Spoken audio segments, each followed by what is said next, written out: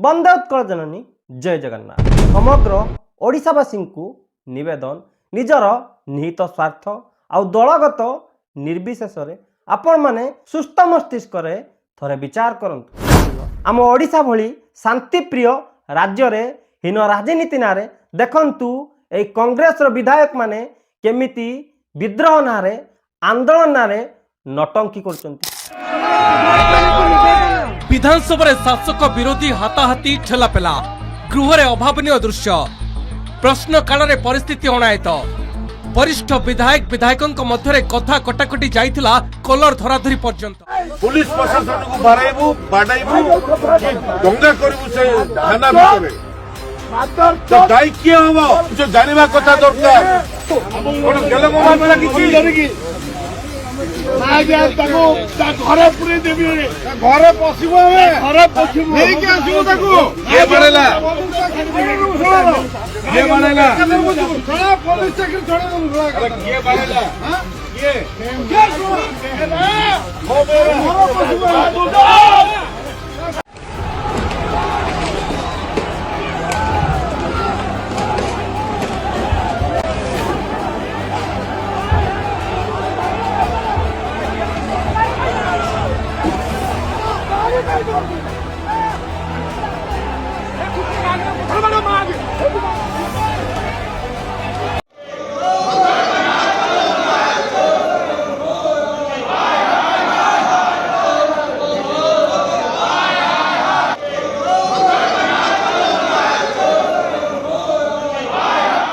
देखंतु आंदोलन नारे विरोध प्रदर्शन नारे ए कांग्रेस कर्मी माने केमिति नटंकी हाइड्रामा आतंक सृष्टि करुचंती।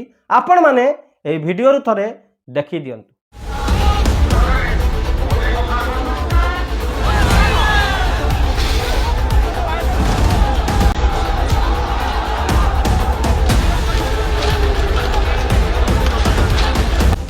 रणक्षेत्र पलटिला आंदोलन स्थल हेला पथर माड़ रक्त रे भिजिला पीएमजी।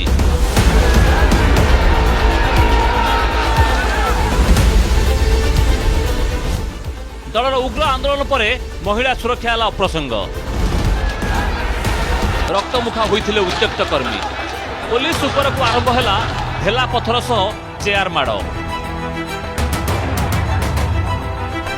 कर्मी पथर माड़े पुलिस लहुलुहाण हेले सांबादिक खबर संग्रह कर सांबादिक मुंड भी फाटिला निजक रक्षा करने को मुंडे चेयर घोड़ाई सांबादिक खबर संग्रह करुवा देखा मिलता परिस्थिति अनायत हेबारु पुणी थरे हेला लाठी माड़ केमिति एई नेता मंत्री माने एई विधायक सांसद माने राजनीति आଳରେ विधानसभा आଳରେ केमिति कोटी कोटी ओडिया मानक अक्लांत झाड़ बुआधन को सर्वनाश करुचंती लक्ष लक्ष कोटी कोटी टंका सर्वनाश करुचंती।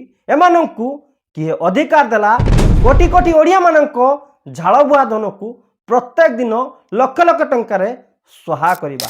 आज कोटी कोटी ओडिशावासी एमानंकु प्रश्न करुचंती एमानंकु ए अधिकार किए देला।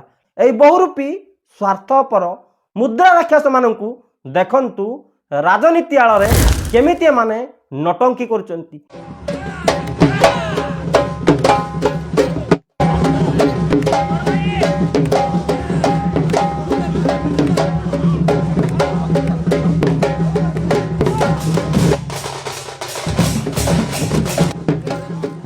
केवल भाषणबाजी नटंकी पाई राजनीतिर स्वार्थ हासिल करिया पाई विधानसभा ना को मात्र एमानक पाई गणतंत्रर मंदिर किंतु देखंतु एमाने ए गणतंत्रर मंदिर एमाने कौन करुचंती कौन सबू नटंकी करुचंती कौन सबू हाई ड्रामा करुचंती। कांग्रेस विधायक मानो बकवासी गले बीजेपी विधायक अपन देखो तो विधानसभा गेट भांगी देले विधानसभा गेट भांगी बैरिकेड भांगी बीजेपी विधायक कांग्रेस विधायक एक एक गले विधानसभा सामने रे देखो तो बैरिकेड भांगा चलती बैरिकेड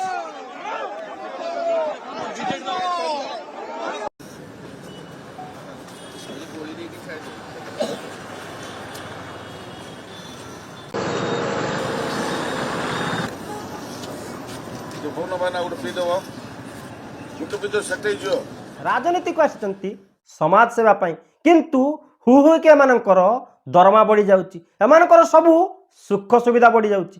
କିନ୍ତୁ କେତେବେଳେ କେହି ବି କୌଣସି ଦଳର ରାଜନେତାମାନେ ପ୍ରତିବାଦ କରନ୍ତି ନାହିଁ। କିନ୍ତୁ ଆଜି ବି ଭାରତବର୍ଷରେ ଓଡ଼ିଶାରେ ଅନେକ ଲୋକ ଅଛନ୍ତି ଦୁଇ ଓଳି ଦୁଇ ମୁଠା ଖାଇବା ପାଇଁ ତରସୁଛନ୍ତି। ସେ ନଗଡ଼ା ହେଉ କିମ୍ବା ଓଡ଼ିଶାର ଅନେକ ରାଜ୍ୟରେ ହେଉ, ଏବେ ବି ଆମ ଓଡ଼ିଶାରେ ଦରିଦ୍ରତା ଭୁକମରି ଦେଖାଯାଉଛି। କିନ୍ତୁ ଏହି ବିଧାୟକ ସାଂସଦ ମାନଙ୍କର ଦରମା ହୁ ହୁ ବଢ଼ିଯାଉଛି। ଗଣତନ୍ତ୍ରରେ ଜନତା ଜନାର୍ଦ୍ଦନ ଯେଉଁମାନଙ୍କୁ ନିର୍ବାଚିତ କରି ବିଧାନସଭା ଲୋକସଭାକୁ ପଠାଉଛି ସେମାନଙ୍କର ସମସ୍ୟାର ସମାଧାନ କରିବେ, ଦେଶର ସର୍ବାଙ୍ଗୀନ ଉନ୍ନତି କରିବେ, ମଜବୁତ ଭାରତ, ସଶକ୍ତ ଭାରତ, ସ୍ୱାବଲମ୍ବୀ ଭାରତକୁ ନିର୍ମାଣ କରିବେ, ଦେଶ ଧର୍ମ ସଭ୍ୟତା ସଂସ୍କୃତିକୁ ସୁରକ୍ଷିତ ରଖିବେ, ସର୍ବୋପରି ଜନତା ଜନାର୍ଦ୍ଦନ ମାନଙ୍କର ସର୍ବାଙ୍ଗୀନ ଉନ୍ନତି ପାଇଁ ସେମାନଙ୍କ ବିକାଶ ପାଇଁ କାର୍ଯ୍ୟ କରିବେ।